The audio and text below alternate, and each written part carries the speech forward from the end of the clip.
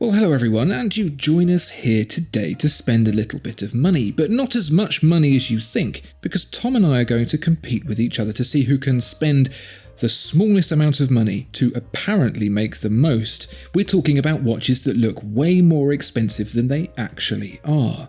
Tom, I know you like a little bit of a bargain, so I hope you found some pretty tasty watches here. Shall I lay out some ground rules for you before we begin?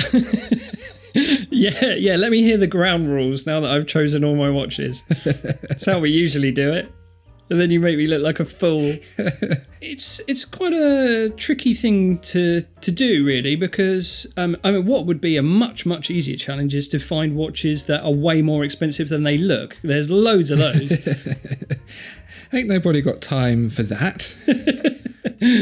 Number one. Watches looking more expensive than they are, we're going to measure that as not a difference in the price that we think they are and the price that they actually are, but as a multiplier. So if a watch costs £1,000 and Tom, you think it's £5,000, that is a 5 times multiplier. Whereas if it's £10,000 and you think it's 20, that's a 2 times multiplier. That's not as good. Are you with me so far? I'm not a mathematist, but I think I know what you're talking about, yeah. This is the second podcast in a row that I think I'm going to have to open a spreadsheet for. Which brings me on to my second rule, Tom. Don't just guess low on purpose. Guess the price that you think it is, not the price that you want it to be because you want to win. Yeah, no lowballing. No lowballing. Straight from the heart. Exactly, yeah. So, Tom, you're going to pitch your watches to me. I'm going to pitch my watches to you. We're going to guess what we think they are, and we're going to find out what they actually are, and whoever gets the best multipliers walks away with today's prize, the joy of winning. Hooray! Are you up for it? It's a sensation I have never felt before. Well, would you like to go first? Sure, okay. What are you seeing right now?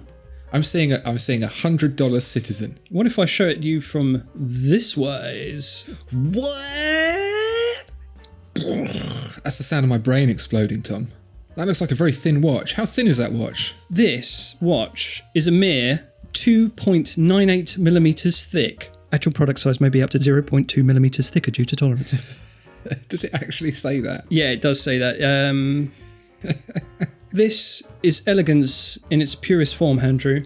Yeah. Thinness beyond imagination. A wrist feel that defies gravity and stress. The joy of physically becoming one with your watch the moment you put it on. This is the Citizen EcoDrive 1 Stiletto. So many things about what you just said confuse me. Being one? Stiletto? What are you talking about? So this is the world's thinnest light-powered watch as of February 2018 for an analog light-powered quartz watch, according to research by Citizen Watch Co Limited. This is Citizen's attempt at a record-breaking watch. You know, we've seen a flurry of ultra-thin watches in the past, few years. Richard Mille taking the crown for thinnest watch recently. I think that was 1.75 millimeters thick in, case included. And $1.75 million, if I recall, as well. Okay, right. So that's set a benchmark for you for how much these ultra-thin watches can go for. But let me tell you a bit more about it before you make your guess. So please do. Let me just read a little bit of copy from Citizen's website. I'll read it without inflection, but maybe you might sense a little bit of vitriol in there. A true manufacturer, unstinting of time and effort. We wanted to express the essential beauty of the watch with supreme simplicity while crafting the perfect configuration for precision time-telling. We succeeded because Citizen is a true manufacturer d'horlogerie. End of. I added the end of. That sounds very bitter. Yeah, anyway. But to be fair to them, they have succeeded because this is a tour de force of watchmaking, I would say. 85 components in the watch. And almost all of them were built from scratch by Citizen. They've made components dramatically smaller, developed new techniques, new welding techniques, various experimental processes to get, the kind of regular components for a watch down, squeezing them down into this millimeter thick movement. And this one we're looking at now is the Stiletto. Now, there are many models of the EcoDrive 1. This is the only one that appears in the UK, so that's the price I have for this particular model. But there are limited models, there are super titanium models, there's various in the regular lineup. They're all, aside from the super titanium, stainless steel with Citizen's proprietary hardening technology, a coating of Duratect to give that very thin case a bit of extra strength. It's got a really sweet brushed bezel with those 4 screws in it, hobnail dial as you mentioned, sapphire crystal, and yeah, it's 2.98 millimeters thick. Do you care to hazard a guess at how much this might cost you? Okay, so what I need to do then is I need to take 1.75 million, divide it by Resharp Meal, and then times it by Citizen. So, of course, the Citizen name gives me a little bit of a clue that this is going to be more Citizen prices. However, Citizen have started making some watches that are several £1,000, like £2,000, £3,000, £5,000 for some of their higher-end Grand Seiko competing stuff. And so I don't know if the efforts required to make this product sit more towards that end or more towards the £500 end that Citizen usually occupies. But in the spirit of things, and the fact that I like those little screws, because it looks like you need a special tool for them, and that's expensive. Yeah. I think this is probably £2,000. Ooh, damn it. 2,995. Oh, 2,995. I'd heard about this watch and I thought, I'd like a little bit of that ultra thinness for myself. And Citizen sounds like a viable option. So I was with you initially, and when I saw the price, I was like, that's more than I expected. So maybe it was a mistake choosing this one, but when you take into account all the kind of handcraftedness and the R&D and everything else that has gone into this watch and the way it looks, I think it's kind of cool.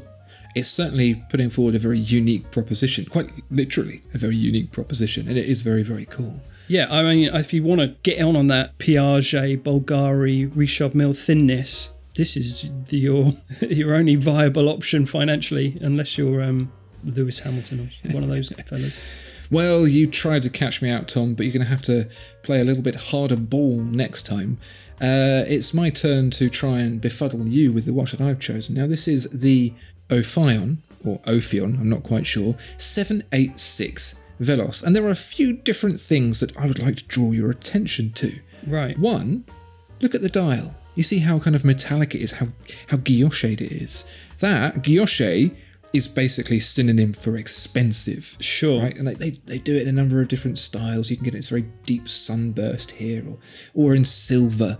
Lovely little ring. It's got a step in it. I know you like a little step, Tom. That's good. We've got some heat blued elements as well. So these hands and markers here, in steel but heat blued, not painted, heat blued. Like very expensive watches. But it continues. This lovely case here, they're not ordinary lugs that you see. Those are lovely, lovely teardrop lugs, which we all know are some of the most difficult lugs to make in a watch. But it gets better still, Tom, because let's flip this thing over and have a look at what's inside. Whoa, look at that. It's got finishing. It's got 2 mainspring barrels there, Tom. It's got parts that look like they were put together by someone who knew what they were doing. That's no Etta. That's something different. There are bevels there and they're polished, Tom. What do you think of this? It looks quality. Where's it from? It's made in the world. Switzerland. Yeah, no, maybe. Don't worry about where it's made, Tom. Open your mind. I do worry about where it's from, Andrew. That's what everybody worries about when they're buying a watch. I don't think anyone has ever had any concern with where they were. That is a myth. That is an urban legend perpetuated by the Swiss government. Okay, sure. All right. In the spirit of the game, let me just take it on, face value. It looks like a £5,000 watch. Teardrop lugs, guilloche dial, blued hands, 2 mainspring barrels. I mean, that's going to cost you. That's a lot of power reserve right there. That's peace of mind. Can I get you to commit to a final price? I'll say £5,000. Well, the Oophion 786 Velos will cost you £3,000. Whoopee. You are quite right in identifying the lack of Swiss-madeness on the dial. This whole watch has been put together by using resources around the world, by using high-quality modern machining to create the guilloche and things like that. So it's not restricted to the old ways of manufacturing stuff. But the result that you get is I think, is very pretty and looks a lot more expensive than it is. What's your next watch, Tom? Okay. What is my next one? Do you have to guess? No, I'm not going to guess your next watch. Well, I think you're more than familiar with this watch, but you may not be familiar with this watch in this material, or maybe you are. Is that gold? Kinda. But that's what this is all about, isn't it? That's what this is. To the eye, you may well think this is a gold watch. So now this is the Khaki Field Mechanical Bronze by Hamilton. We've spoken about this watch. I'm a big fan of it. And this is another version. This is Hamilton's first ever bronze case for a watch. I think they've done others since, but this was the first time they delved into it. So you're getting all that lovely vintage military goodness of the Khaki Field Mechanical, but now you're getting it in this very charming, rich, warm bronze case. 38mm brown leather NATO strap, and the exclusive hand-wound H50 movement with a titanium case back, Andrew, as well. So they've snuck a little bit of titanium in there as well. That's presumably so the gold doesn't turn your wrist green. Yes, that makes sense, doesn't it? Everyone loves a little bit of titanium. Bronze, obviously, no way a precious metal, but it did have its own age, Andrew. And again, at a glance, this is going to look like old gold on the wrist, isn't it? It's going to develop a unique patina over the time. It's going to make it, one of a kind in that respect, isn't it? It's going to take on its own look. And I think on the wrist, this just looks like vintage, military. It looks of a bygone era. It looks like buried treasure, basically. Hamilton even has a little video to show you how you can earn your patina on it, which is really funny because they stitch you up.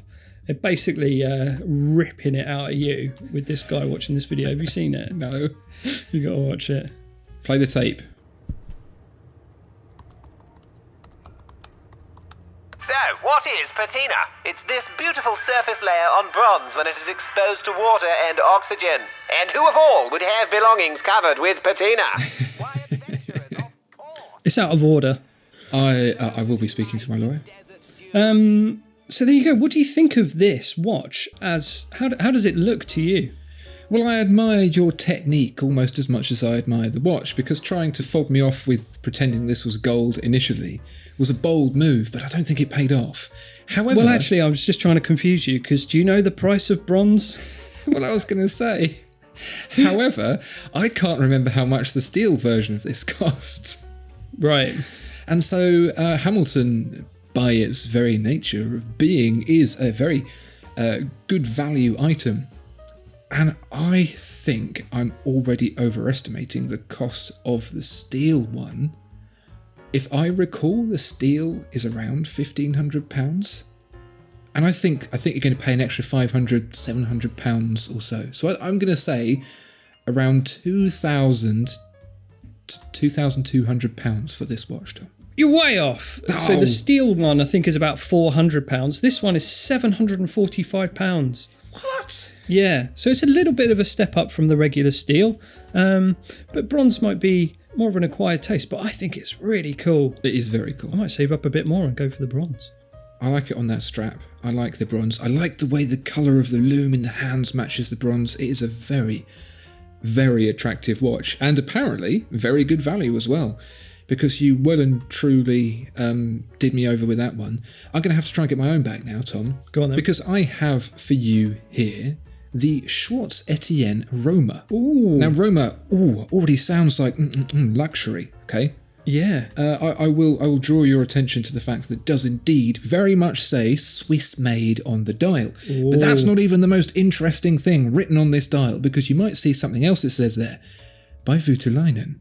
Are you familiar with the name Kari Voutilainen? It really rings a bell, but no, I couldn't tell you who or what that is. He is. If you're looking to rank watchmakers, he is up there.